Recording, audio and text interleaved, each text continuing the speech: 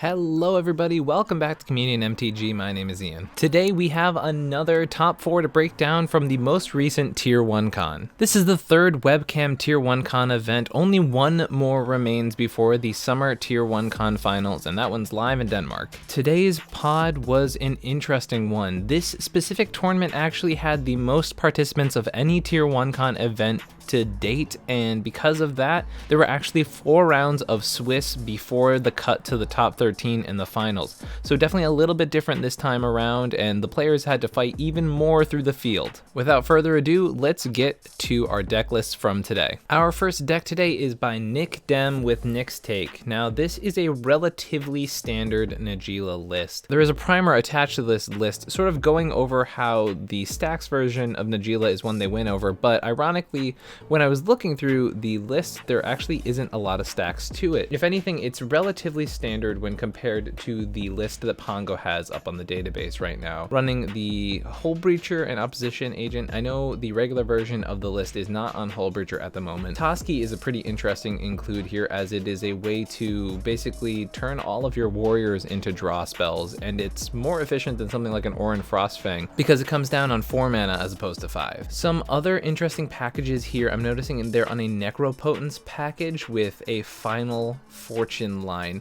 basically ensuring that if a bunch of cards are drawn, a Final Fortune can be cast, and usually a win can be assembled with the cards from that. However, no Ad Nauseam, which is usually paired with that package, so definitely a sort of an interesting combination of cards here.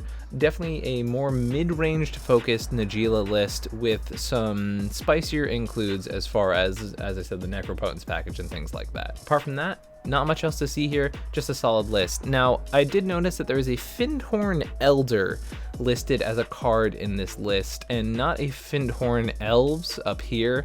So I feel like that was just an error in registering the list, and I'm kind of interested that nobody saw that during the competition, and I wonder if that was ever caught and mentioned to the player. If there actually is a Fyndhorn Elder in that list, I would be very, very surprised. Deck number 2 for today is Lemocomp with Sisay Anime. Now, for those who don't know, this Sisay list is very similar to the one that was sort of originally talked about back with, I know cEDH TV did it this way for a while, and there are definitely a number of different ways to play Sisay. Some people are using the Gigantha route. Now this deck is interesting because it actually does have a Gigantha in the main deck and not as a companion, and it's playing some pretty unique legendaries, a lot of planeswalkers for a cEDH deck. Now I know whenever I see people talk about 3 mana Teferi in a cEDH pod, they're usually pretty down on the card because it basically means that you're the one forced to interact with the table.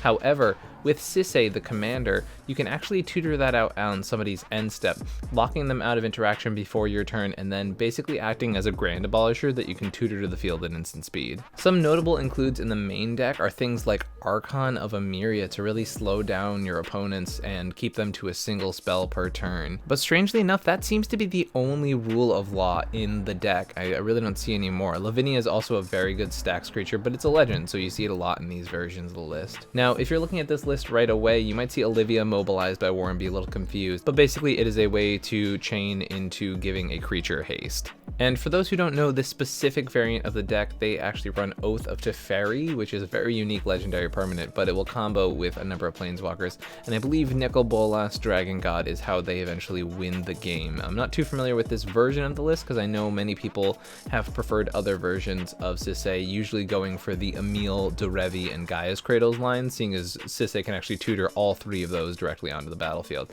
So those have been kind of known as the most efficient version. So seeing this version, it's definitely super interesting. I'm very tempted to play it myself just because I have always had a soft spot for planeswalkers since I've started playing Magic, so not having them in cEDH has definitely been a bit of a bummer, and seeing them in this list is pretty cool. It's definitely a very uniquely built deck, but it is definitely doing the thing it wants to be doing at the most efficient way, and I think for anybody just kind of interested in non-standard deck building and deck building that sort of eschews the normal ideas but still executes a game plan and doesn't do so in a way that will not be competitive. I think this is a really unique list, and I think it shows a lot of interesting stuff that you can do in this format without being so far out of left field that it just turns into a pile of jank. And now for the name that I know you've already heard twice before.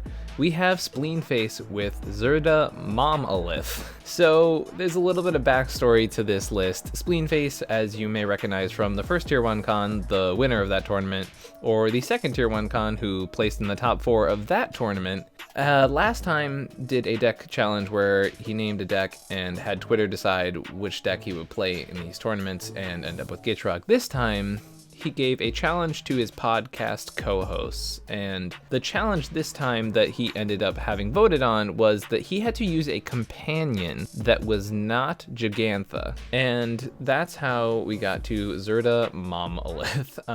You can see over here Zirda is in the sideboard of this deck, and the restriction on Zirda is that all permanents in the deck have to have an activated ability. Now, if you're thinking, oh, well, okay, that means my creatures need to, my lands have to, sure, that doesn't seem that bad, but it does eschew certain things that we are used to as cEDH players, such as Mystic Remora, Carpet of Flowers, Rhystic Study, Underworld Breach, a bunch of really, really powerful cards that we just do not have access to if we use Zirda, which is why Tazri Beacon of Unity is actually here. Now, when I was talking to Spleen about how he came to specifically Tazri, basically the idea was that he wanted Tazri to be an outlet for infinite colorless mana. Now, when I was first brewing Thrasios Brews, the idea behind that was Zirda, before Tazri was printed, Zirda could only pair with Thrasios and Bruce and have an infinite colorless mana outlet in the command zone.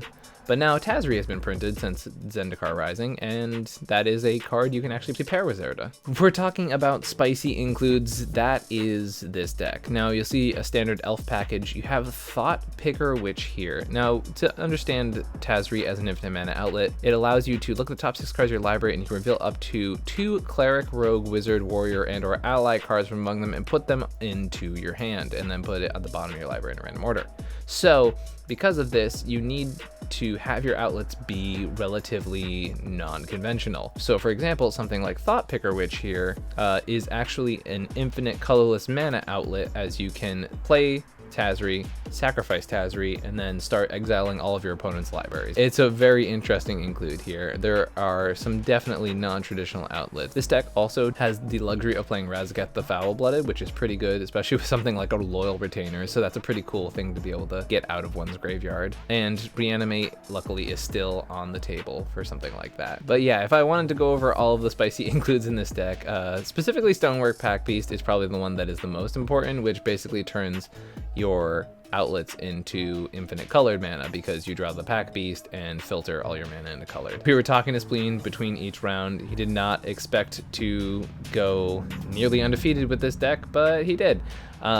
He lost in the finals, but he went 3-0-1 during the Swiss with this deck. Congratulations to Spleen, because to be honest, this is a huge feat as a player to be able to turn all of this into a nearly undefeated victory in the tournament. And honestly, we haven't seen a run like this from a player in a really long time. So big shout out to Spleen. It's a very impressive run. And if you're playing in the Marquesa tournament next week, maybe have an eye out for him. Finally, our winner from today's tournament is Lockie with Tier 1 MTG 2021 March. But specifically, this is Rograk, Silas, Turbo Ad Nauseam. Relatively the same stuff you're used to if you're familiar with Rograk and Silas. The point is that Rograk basically enables the fastest ad nauseams in our format. Despite maybe being more consistent breach decks or ad nauseam decks, or maybe decks that grind better into a pod, there are no faster decks than Rog Silas. And because of that, clearly this deck was able to make it to the top today. Now, there are definitely some interesting inclusions that I want to point out here, which may have helped against some of the, I would say, more open meta.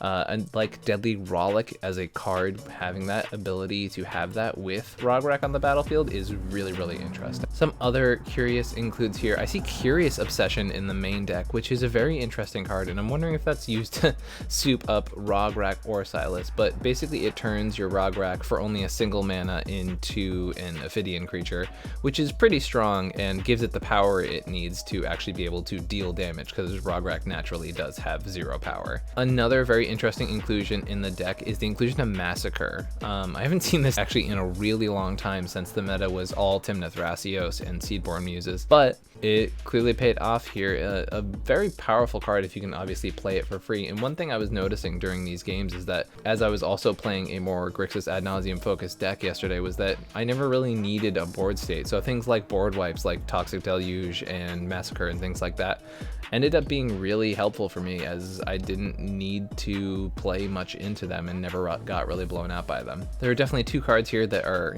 adding a little bit to the CMC, but clearly, according to Locky, it made it worth it, and it was the thing that brought him to the victory today. Some other curious includes that I wanted to point out were the inclusion of Void Snare, which I haven't really seen in a cEDH game, but it is a universal bounce effect for anything that's not a land, but at sorcery speed, which is not a place I'm used to seeing that kind of card. Also, the inclusion of Scheming Symmetry is a very interesting pick for this deck, and I'm wondering sort of what the thought process is there. Clearly, there is combos with Opposition Agent being in the list as it is, notably here, but it's definitely a card I'm not used to seeing in these types of decks. Apart from that, pretty standard Rograk, Silas, jamming ad nauseam as hard as possible, and bringing Locky all the way to the top spot at this Tier 1 Con. Alright everybody, I hope you enjoyed this breakdown of Tier 1 Con March, the third of the cEDH Tier 1 Con webcam events. What do you guys think of the games this time around? Spleenface's extremely impressive performance is definitely something worth note, as well as a really diverse array of decks in the top pods. All of them are definitely higher colored decks and very flexible options, but definitely not the ones I think people would have expected to ascend all the way to the top, maybe with the exception of Roger Silas. But really interesting decks and another very interesting tournament. I participated yesterday and it was by far one of the most fun I've ever had in a tournament. We, after each round, have gotten to the point where we will all jump in the lounge section if we are done with our pods, and everybody will watch the stream and comment together, and it was really an amazing sense of camaraderie with the community. There were probably 80 plus people all really enjoying each other and being able to enjoy this tournament as one. It also helped during the pods as everybody, you know, sort of carried that sense of camaraderie into the actual games, and it led to a really awesome tournament and just a fantastic time. And I can't express enough how wonderful this Tier 1 Con was and how much I am thankful to Tier 1 MTG for putting on these amazing tournaments. And I'm gonna be sad when they're gone. Hopefully they will continue to keep putting on these online events because they have been absolutely one of the highlights of my month. And if you want to see more Tier 1 Con content from me, if you want to see more gameplay from these, which is coming soon, if you want to see anything like that, please hit like and subscribe, as it helps the channel a ton. Hit that little bell icon and you'll know anytime we put out a new video. And if you're feeling extra generous, please check out our Patreon at patreon.com/comedianmtg. It helps out the channel so much, and any support really goes a very long way. We have a lot of really interesting stuff coming on in the Patreon and in the Discord. We are having our patrons choose a deck for the entire Discord to brew. We actually just had a Comedian MTG game day last week, so if you're interested in catching the next time that can come around, go to the show notes down below and check out the Comedian MTG Discord, as you can join in the next game day, and we have a lot of fun, and I have some videos of those games coming out at some point. All right, everybody, have an amazing week. Peace.